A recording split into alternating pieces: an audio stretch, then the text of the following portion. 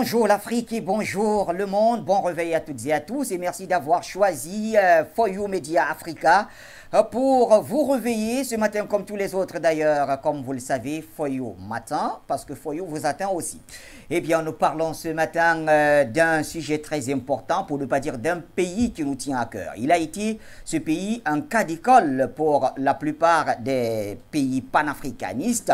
Je parle bien de la Côte d'Ivoire et comme vous pouvez le lire au bas de l'écran, nous parlons d'une Côte d'Ivoire politique en nous interrogeant sur l'avenir politique de Laurent Gbagbo après le dernier meeting qu'il a tenu, le meeting de son parti, le PPA-CI.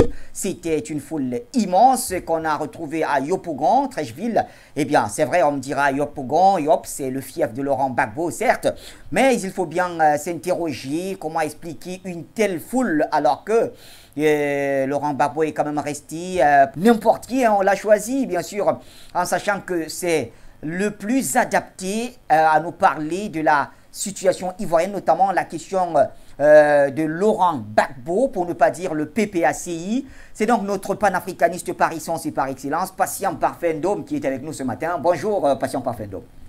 Bonjour, le très grand maestro Mohamed Bachir Ladan.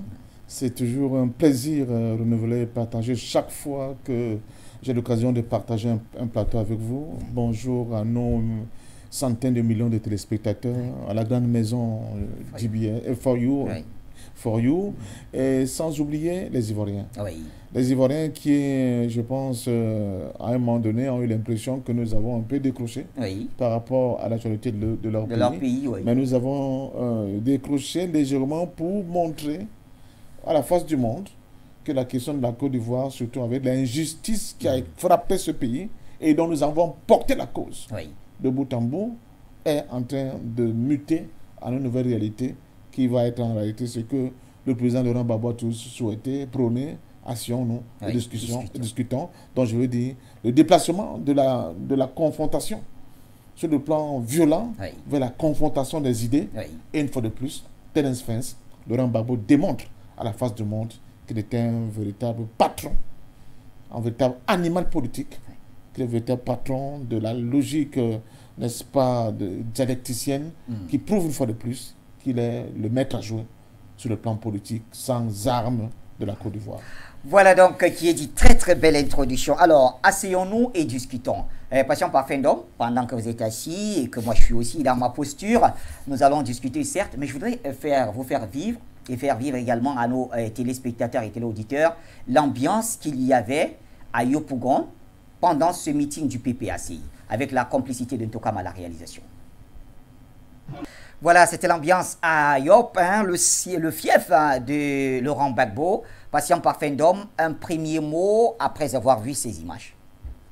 Mais il y a mieux en termes d'image, malheureusement, Bachir. Oui, tout à fait. Il y a mieux en termes d'image qui donne un rendu, j'allais dire, plus efficace de la mobilisation.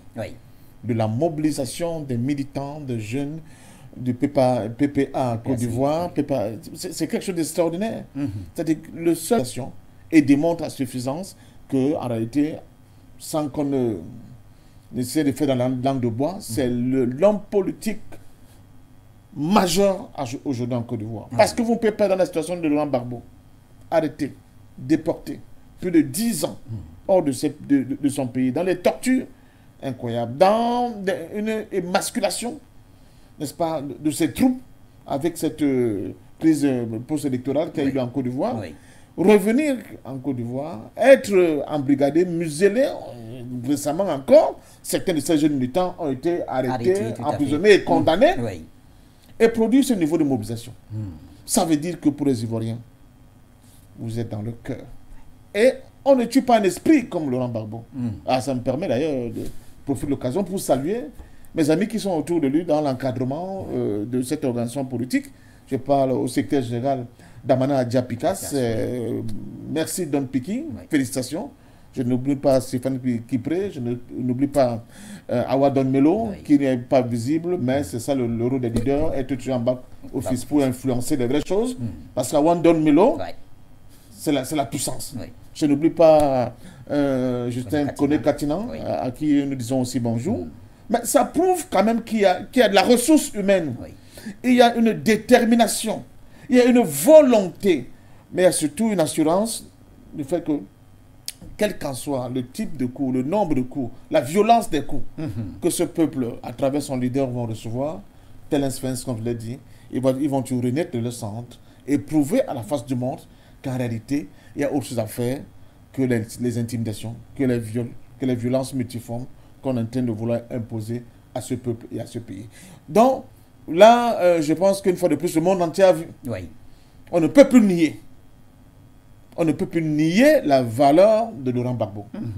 Il a dit une chose à ses militants lors d'un regroupement avec ses militants. Il dit oui, on essaie de vous mettre en difficulté en disant ah oui, mais votre leader là, il est ceci, il est malade, il est machin, il est complètement cliniquement mort. D'accord. Oui. Mais ce que je vous dis, c'est que je suis comme je suis là à cause de leur torture. Et vous avez vu, là, il dit que j'ai été à la CPI. Oui. La CPI m'a blanchi. Oui. Ça veut dire quand même qu'il y a des gens qui sont morts. Il y a quelqu'un qui doit être en responsabilité de cette situation. Il a dit si la Côte d'Ivoire veut continuer à vivre, je le paraphrase, oui, dans la paix, la justice et autres, il faut continuer à chercher les coupables. Les coupables justement de l'assassinat de tous ces 3000 victimes officielles. J'ai dit 20 000, voilà, parce que le rapport Konambani nous donne d'autres chiffres. Oui. Donc, non, vous avez parfaitement raison. Il y a des familles aujourd'hui en Côte d'Ivoire qui sont incapables jusqu'au jour d'aujourd'hui de faire le deuil. Oui. Ils ne savent pas de quoi sont morts leurs parents. Ils ne savent pour certains pas si leurs parents sont même encore en vie. On a vu le drame de la crise postséculaire ivoirienne, c'est qu'en réalité, pour les Africains, elle s'est produite en mondiovision. On ne vous compte pas. Oui. Vous avez vu de vos propres yeux ce qui s'est passé. Et donc, ça nous permet quand même de faire un autre petit crochet pour dire à la France, vous voyez, je pense que le temps est venu pour vous de reset complètement votre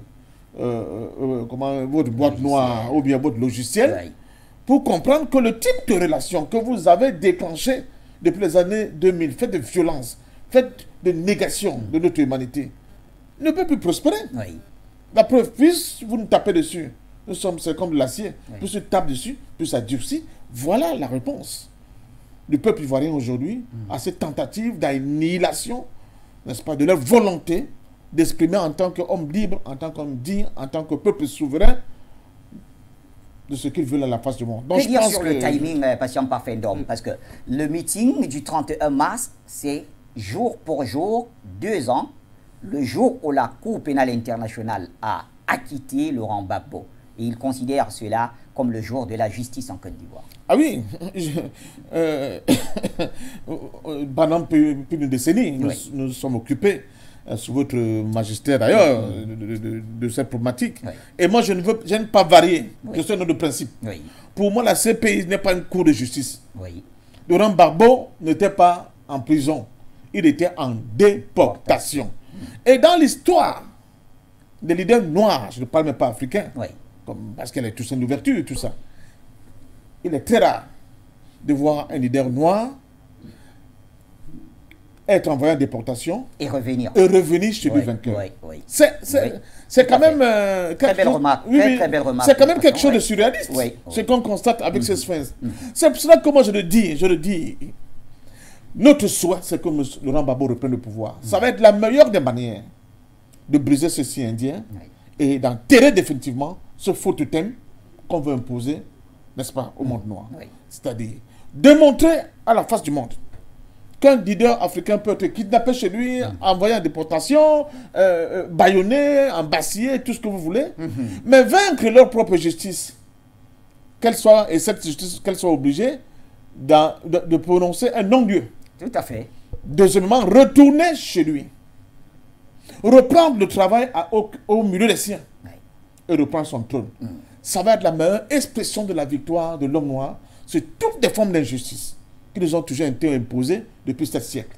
Et Laurent Gbagbo est l'homme par excellence, par qui, à mon sens, ce mythe-là, ce cycle infernal doit être brisé définitivement par la possibilité que le peuple va lui donner de reprendre le pouvoir, pas pour lui, mais pour créer une nouvelle Côte d'Ivoire, faire des réconciliations. Parce que, heureusement, c'est ça qui fait le charme et la sagesse du président Laurent Gbagbo, c'est que vous voyez, il n'est pas du tout dans une démarche de chasse aux sorcières. Oui, Il est pour la justice. Pas du tout. Et comme nous le savons très bien, pour que la justice puisse avoir du sens, il faut d'abord qu'on commence par dire la vérité. La vérité.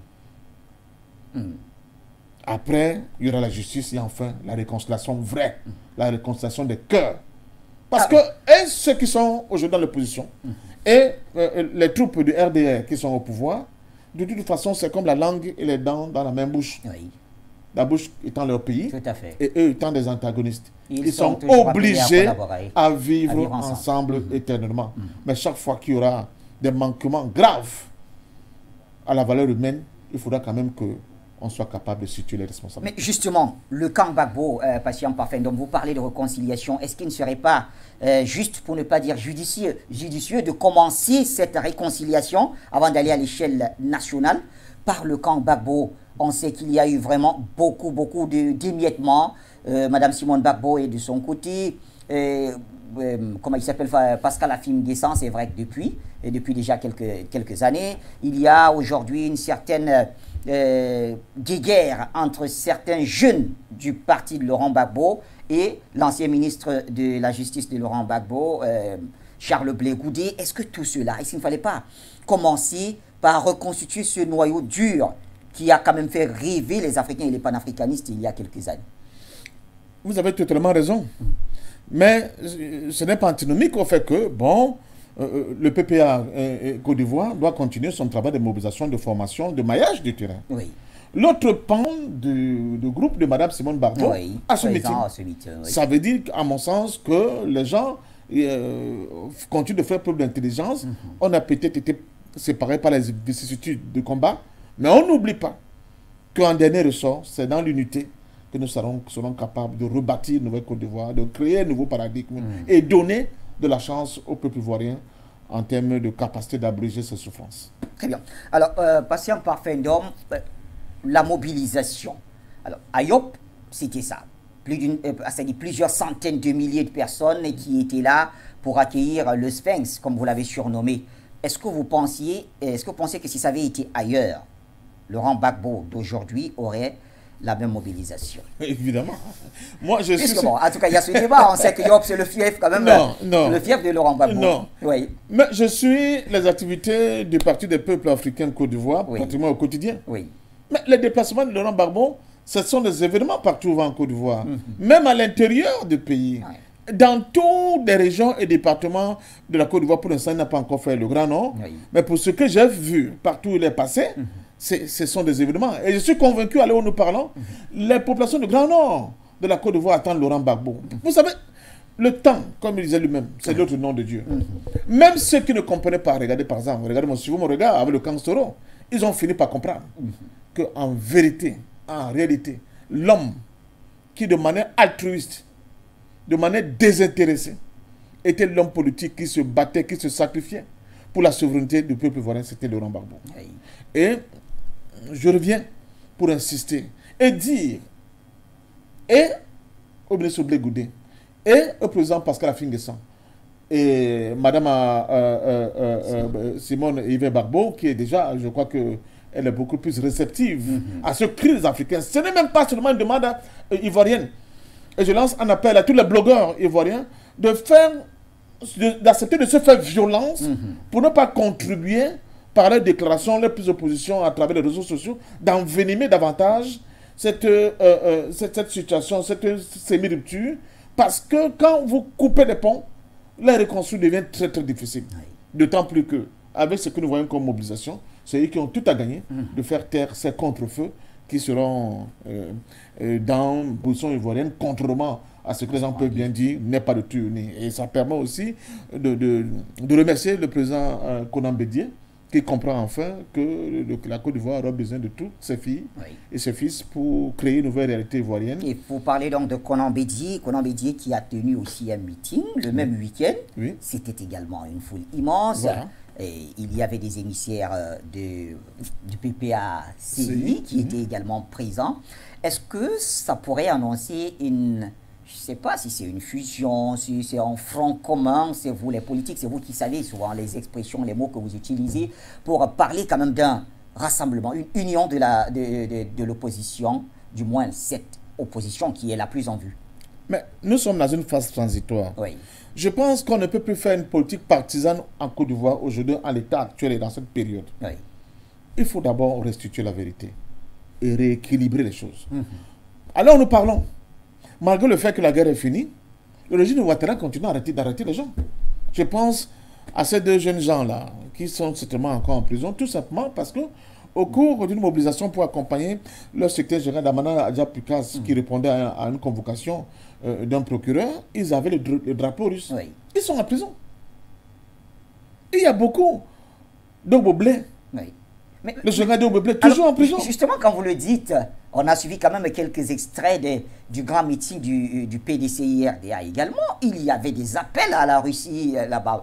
Mais pourquoi le même traitement n'a pas été Mais on ne comprend pas ce qui se passe. C'est-à-dire que nous sommes dans un espace démocratique, fait de liberté d'opinion, ou on continue de se morfondre dans la nuit noire des dictatures, n'est-ce pas, insolentes. Il faut arrêter avec ces pratiques. Donc je le disais pour dire qu'arrêter n'ont pas de choix. Que ce soit le parti du président Konan Bédié, que ce soit le parti de Laurent Gbagbo, ils sont dans l'urgence même de signer des accords, de faire un front commun pour se doter des chances pour changer la réalité politique en Côte d'Ivoire aujourd'hui. Après cet état de fait, après la construction de ce nouveau paradigme, et qu'on se soit assuré que les plaies aient été pensées de cette crise-là, parce qu'elles sont toujours encore béantes. À partir de ce moment-là, je pense que chaque parti pourra retrouver son autonomie, parce que le nouveau cadre aura été fixé, ce framework nouveau aura été là. À la reconquête, et maintenant chacun avec ses armes, avec son idéologie, avec ses tendances économiques, politiques, culturelles. Alors c'est une bonne transition qui nous permet, patient parfait d'homme, d'aborder la dernière question. Justement, nous sommes là à quelques mois des municipales et des régionales et à 2 ans pratiquement de la présidentielle. Est-ce que ce meeting du PPACI pourra être quand même le tremplin qui va permettre au parti d'aller reconquérir pas seulement le fauteuil présidentiel mais aussi les communes, les régions? Mais, Bachir, je vous l'ai dit tout à l'heure, je suis l'activité du point de vue de l'organisation de ce parti. Ils sont en train d'abattre un travail incroyable. Ils font un travail de fourmi. Donc, quand les gens voient l'une des manifestations à travers ce meeting, ils se posent des questions. Mais moi, je suis le parti. Région par région, village par village, ville par ville, quartier par quartier, ils sont en train de reconstituer les organes du parti. Donc, c'est ce maillage-là qui est important. Et qui va annoncer les victoires futures.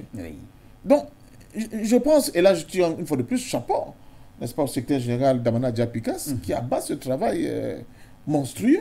C'est un travail souvent très ingrat, je m'y connais, c'est de quoi je parle. Donc j'estime que c'est déjà fait. Ce que vous voyez là n'est que l'aboutissement de beaucoup de sacrifices, dont stratégiquement ils sont sur la bonne voie. Mais, j'insiste là-dessus, ils ne doivent pas abandonner le volet diplomatique vis-à-vis de leurs anciens camarades. Il faudra toujours continuer d'insister pour créer des passerelles, tisser des liens, tendre la main pour le dialogue, pour qu'enfin tout le monde puisse revenir, si ce n'est à défaut de revenir tous dans la même maison, mais au moins qu'il y ait un accord cadre qui lie l'ensemble de ces formations politiques, comme c'est le cas aujourd'hui entre le parti du président Konan Bédié, n'est-ce pas, le PDCI, et le PPA Côte d'Ivoire. Donc, qu'on ait un accord cadre qui est l'ensemble de ces formations politiques pour pouvoir aller à la conquête des espaces politiques, que ce soit municipal, législatif, régional, tout ce que vous voulez, ensemble. Et pour ça, ils peuvent même se faire des petits accords en fonction du poids politique de chacun, pour que personne ne soit lésé. Par zone, on peut soutenir. Moi je crois que il faut qu'ils aient l'imagination fertile pour ne laisser personne au bord de la route et constituer cette nouvelle réalité politique aujourd'hui. Donc félicitations au président Laurent Gbagbo, félicitations au cadre du PPA Côte d'Ivoire, et l'Afrique vous regarde. L'Afrique, c'est que c'est vous qui avez montré le chemin de la nouvelle révolution panafricaine. D'ailleurs, le nom de votre nouveau parti en dit tout. Tout à fait. Parti des peuples africains, section Côte d'Ivoire. C'est de ça qu'il s'agit. Et nous sommes très heureux et nous estimons que ce qu'on a voulu tuer hier, cet espoir nouvel, un espoir nouveau pour l'Afrique, pour son redécollage, est en train de renaître de ses cendres. Et c'est ça qui fait le charme de cette aventure. Et le charme de la télévision Foyo Média Africa. Merci Patient Parfendum pour cet effort matinal, il faut bien le dire. Hein, c'est un sacré combat, mais vous êtes là comme toujours. Merci Bachir, merci à la grande maison Foyo Média, grande télévision panafricaine qui monte en puissance. Et nous avons besoin de tous vos soutiens et nous serons là partout où on sera invité pour continuer à faire entendre la voix de l'Afrique, notre très beau et cher continent. Merci et donc à tous ces téléspectateurs et téléauditeurs qui étaient avec nous. Et vous ne zappez pas, vous le savez, c'est la matinale qui continue. Foyo Matin, il vous attend. Foyo, chez vous et partout dans le monde, c'est notre tranche d'information qui se poursuit. Bonne suite des programmes chez nous.